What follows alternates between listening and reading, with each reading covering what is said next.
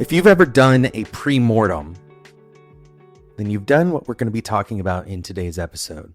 If you're not familiar with the pre-mortem, the basic idea is to look at a project that you're involved in, something that may take a significant amount of time.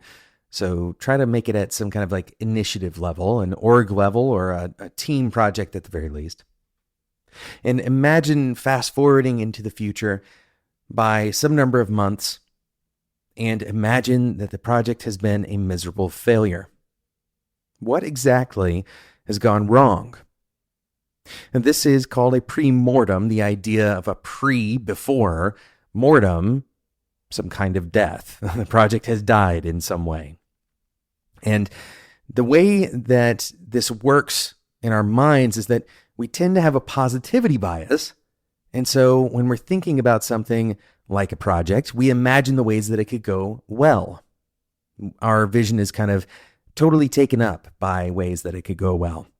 Now, we can kind of defeat this using the pre-mortem. We use the pre-mortem to intentionally think about negative things that have not gone well, something that killed the project. This is a type of inversion thinking, or inverted thinking. The idea of inversion is to look at something from the opposite angle.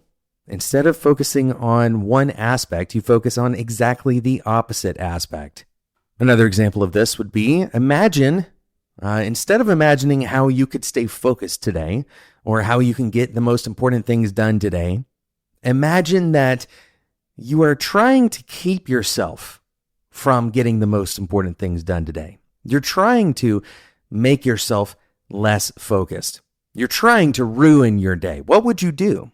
What kinds of things, what kinds of roadblocks, what kinds of distractions would you put in the way to ensure that this day is going to go poorly? It's very likely that the list that you have for how can I focus better today will be much better informed if you use the information from the inverted question. In other words, how can I focus better today? Well, I know what I need to avoid if I look at the inverted list of ways that I would ruin my focus if I was trying to. If you're trying to find product market fit, an inverted exercise might be to identify who your least ideal customer profile might be. Maybe you're trying to identify your values or your career purpose. You're trying to find clarity. Perhaps you look at the things that you explicitly do not consider your values. These kinds of defining inversions can help clarify the opposite side. And this is kind of based on a mental model of displacement.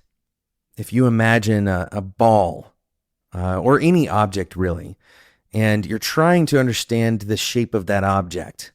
In fact, if you wanted to measure the volume of that object, you could submerge it in liquid and measure how much displacement has occurred as a result of that immersion. This is part of the assertions of the Archimedes principle. But the basic idea here is that the opposite, or the displacement, is directly related to the original object. In other words, if you wanted to understand something about the original object, you could measure what it moves out of its way. You could measure the inversion of that. You can measure the displacement. In this way, inversion or inverted thinking allows you to kind of carve away and reveal a truth rather than trying to build a truth. This is a little bit of a different perspective on the same subject. This works especially well if there is some kind of cognitive bias at play. For example, the pre-mortem works to defeat the positivity bias. For example, let's say that you are part of a hiring team and you're trying to determine whether a candidate is qualified for a given role. Well, this candidate may, let's say, have an impressive background in something relatively unrelated to the job that you have at hand. So one thing you could do, an inverted kind of thinking, might be to imagine jobs that this person is not qualified for. Recognize that the halo effect is at play whenever we have someone who has something impressive or something that we like about them.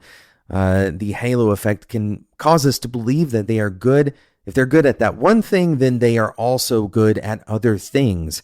But if we do some kind of inverted thinking, rather than saying we believe that this person is going to be good for this job, we try to force ourselves into imagining what kinds of jobs would this person not be good at. This will help us recognize, okay, where are the areas that perhaps we are giving them credit where the credit is not necessarily due. It's part of that halo effect. There are many other ways that you can use inverted thinking to your advantage. I'd love to hear how you're thinking about it, how you're using this kind of mental model in your day-to-day work. You can join us on the Developer T Discord community by heading over to developert.com/Discord. It's totally free. It will always be free for listeners of the show. That's developert.com/Discord. Thanks so much for listening. And until next time, enjoy your tea.